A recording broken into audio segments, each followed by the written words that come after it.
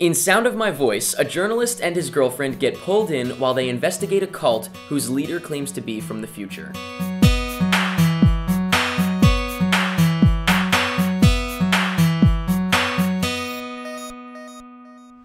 Let's gather round, take a seat.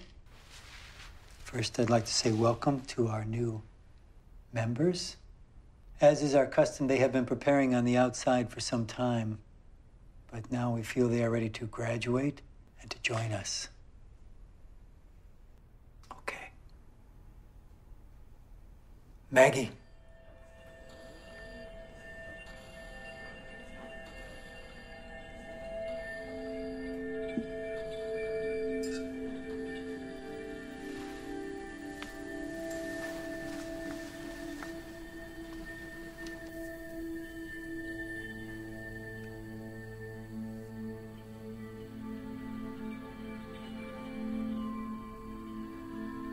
Hi.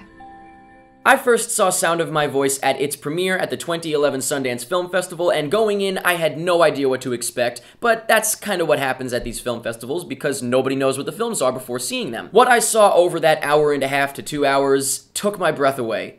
I was absolutely blown away by this film, and it is easily one of my favorite films of 2011. The story was engaging and original, the directing was fantastic, it kept you on the edge of your seat the whole time wondering what was going on, and the acting was fantastic. This is my exact kind of movie, and as soon as it ended, my jaw was on the floor.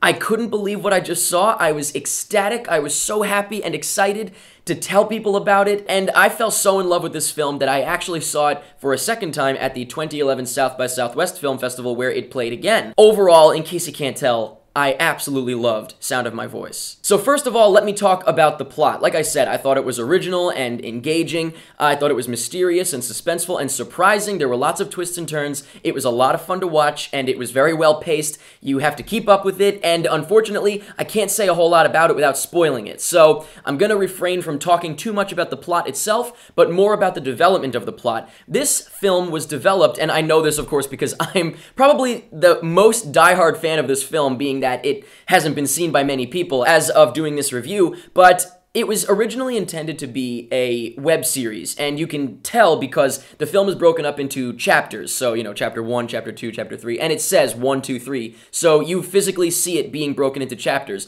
And I could absolutely see it doing amazingly as a short-form web series, but it works great as a film as well, so I can appreciate it both ways. However, the other thing about it is there are some unanswered questions in the film. Of course, I won't say what, but the interesting thing is that in Q&As that I saw at the festival, I asked questions. I was so excited. I asked if it was going to continue or anything, because obviously there were some unanswered questions, and they said yes, they had more story planned out, and I mean, I don't know how to feel about that, because in one instance, I would love to see more, but in the other, I'm like, oh, but it's so good the way it is, maybe just leave it alone. But there are unanswered questions, so I would love to see what the hell some of those things were, but to be honest with you, I'm completely satisfied with it. It's an extremely satisfying movie as far as I'm concerned. Like I said, my jaw was on the floor at the end. I was very happy with it, and even with the unanswered questions, I'm fine with it. So I really don't know how to feel about that, but, you know, I think it worked. I think everything about it worked. Directing-wise and visually, I am inspired by this film. It was shot on a teeny tiny nothing of a budget, and you can tell,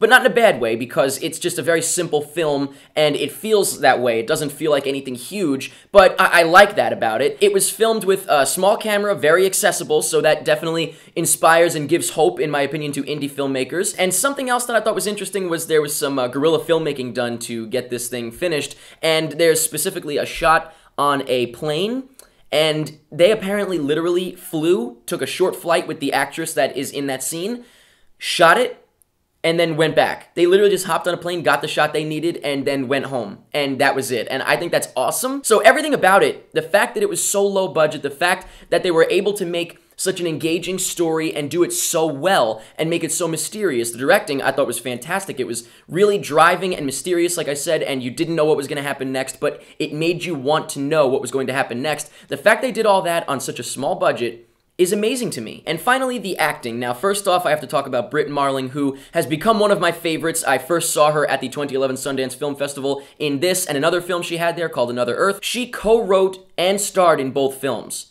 She's amazing. I love her so much. I think she did a great job with her character. She made the character very compelling and definitely, once again, mysterious is a word I'm using a lot, but it really made you wonder, what's going on with this character? What exactly is she? And I just thought that she was really, really great with that. The other actors, Christopher Denham and Nicole Vicious, if that's how you pronounce her last name, I thought were excellent as well. I thought, once again, that the character development was great, and I think they both did a great job with it, specifically Christopher Denham. But overall, I can't say enough, and I can't even put into words how much I loved Sound of My Voice. I have been dying to see it again, even though I already saw it twice, and I can't wait to be able to share it with people and watch it over and over. I really just couldn't be happier with this film. I loved every single thing about it. I loved the story. I even was okay with the unanswered questions, like I said, like I explained. And just overall, Sound of My Voice, easily one of my favorite films of 2011. So now I'm going to talk about some spoilers from Sound of My Voice, and I can't stress this enough. You do not want to know what happens in this movie before you see it. Do not watch the rest of this if you have not seen the film. Please, I am literally begging you. Stop the video right now, click the annotation that just popped up, and get out of here. Don't spoil the movie for yourself. If you are still watching this, I pray that you have already seen Sound of My Voice, and so I've given you enough warning. Here we go with the spoilers. So first of all, I'd like to talk about the aspect of the movie where they had to get blindfolded and put into a van and stuff like that. Immediately, that struck me because if you know anything about me, I run a haunted house called Nyctophobia, and that's how we did it in 2010. We actually blindfolded customers, put them in a van, and drove them to another location. So I'm watching the film and I'm like, this is so me. This is right up my alley. And so that got me right away. And of course, as it progressed, like I said, I thought the character development was great. I thought it was so interesting what was going on with Maggie. I had no idea if she was telling the truth or if she was a phony, and I really did not know what was going on. Also, like I said, with Christopher Denham's character, the way that he kind of got too involved with everything and he got sucked in, I thought that was awesome. And just in general, I loved where the story went. I had not seen anything like that, and I really did not know what was going to happen next until, of course, the very end, which I will get to in just a second. But some other things that I loved from the film were, of course, the part where she sings the Cranberries.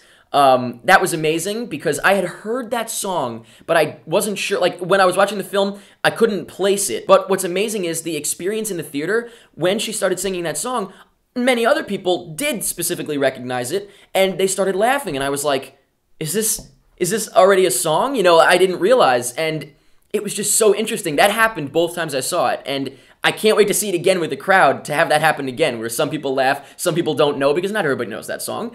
And I don't know, I just thought that was so cool. I also loved the part where he had to vomit, which, I mean, that was a sick scene, but thought that was a very intense scene, and I feel like everyone in the theater was like, oh my god, what's gonna happen? That was also excellent. And the unanswered questions, like I said, I'm fine with it. In fact, I actually like the scenes that I don't even know what the hell was happening in, like, for example, the woman in the hotel room. I don't know what she was doing exactly, but I thought that scene was cool just because it showed that something odd was going on, and I would love to know what was going on. I'm sure we'll find out if they continue the story, but that, and also, if I remember correctly, the young girl got like an injection. We don't know what that was about. So there's a lot of stuff, and I am curious, I'm sure people would not like that, but I was okay with it, and I definitely feel hypocritical about it because in other films I'm not okay with it, so it's kind of hard for me to explain, but I felt like they did a good enough job that I was okay with it. And finally, the ending. The ending. Oh my god.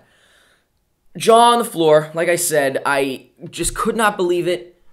I really thought that I knew where the story was going. Not that I thought I knew where it was going, but by the end I was like, okay, so she's definitely bullshitting. But no, she wasn't. I gasped so loud, and I think everyone in the theater did, because it just, you could feel the energy in the room of just everyone like, oh my god. And I did not think it was going to go that way, but I'm very glad it did because I thought it was an awesome ending.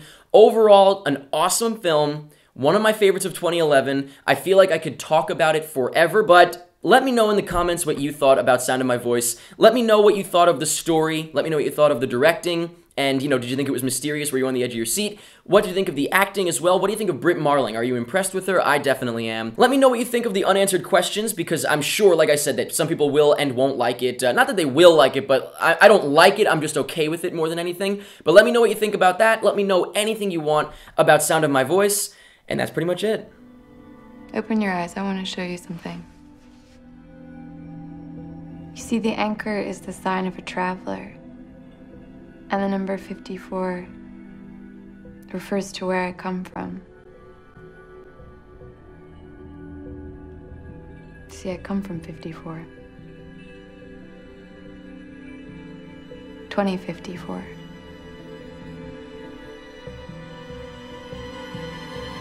Your future.